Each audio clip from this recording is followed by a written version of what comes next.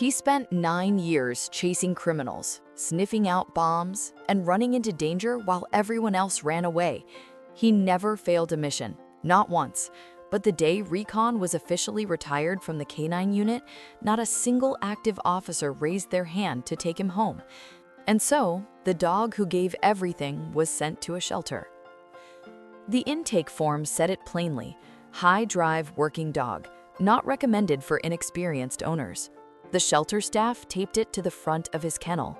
Day 1 passed, then day 5, then 12. Families stopped, read the sign, and walked away. Recon watched every single one of them go, and he waited, because waiting was the only thing left. Recon came up through the Maricopa County Sheriff's Department at just 14 months old. He was lean, lightning fast, and borderline uncontrollable in the best possible way.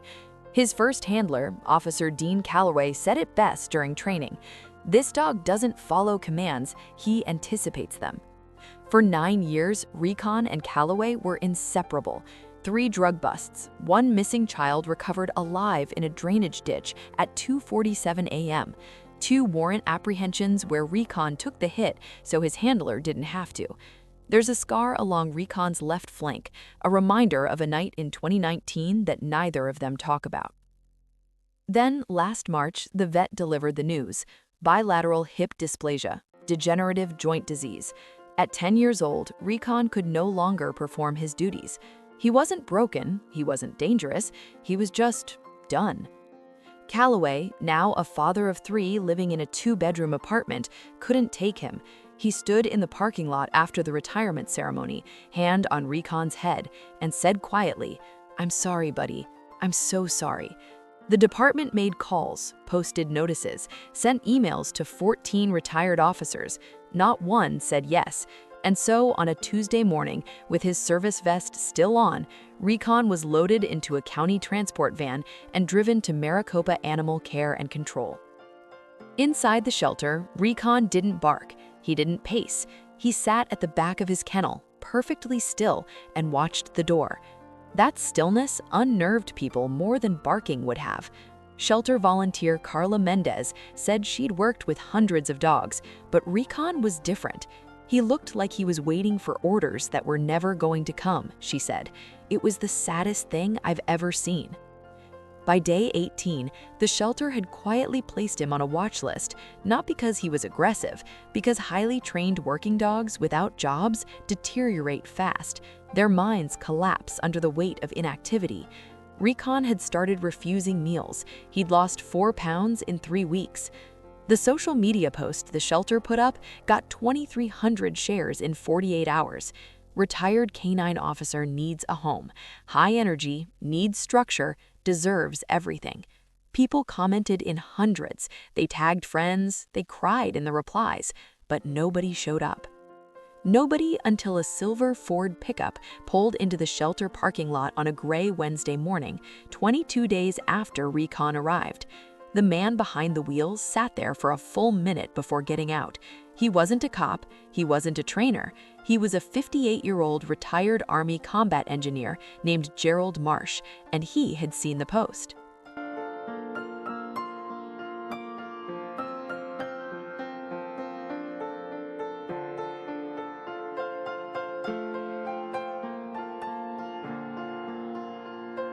I see you still haven't subscribed.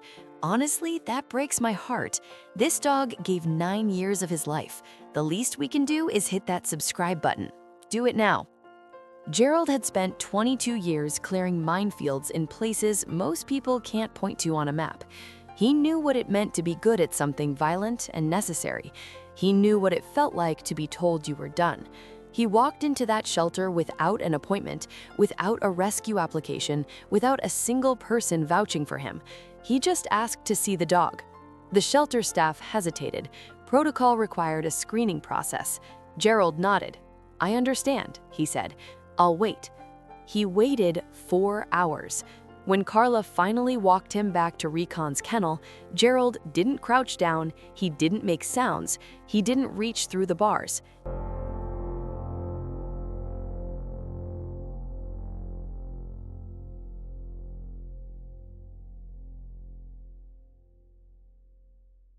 He just stood there, hands at his sides, and looked at the dog.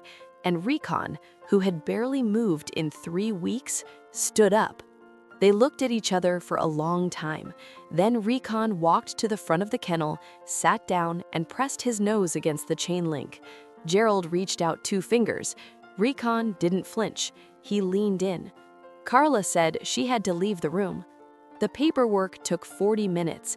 Gerald had to explain twice why a retired single man with a quarter-acre property in Tempe, Arizona, was qualified to handle a former police canine.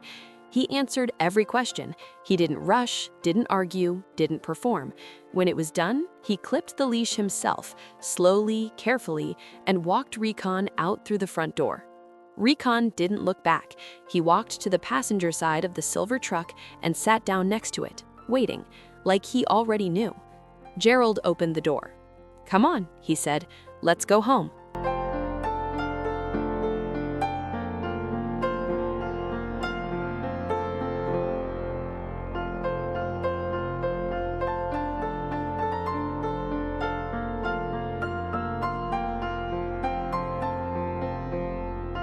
That was 7 months ago.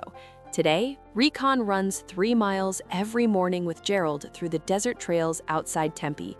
His hips are managed with medication and swimming twice a week at a rehabilitation clinic. He sleeps on an orthotic dog bed positioned, without any training, directly in front of Gerald's bedroom door. Old habits. Gerald doesn't call it rescue. He's not rescued, he told a neighbor who asked. He's retired. There's a difference. He earned his rest. I'm just the guy who showed up to make sure he got it.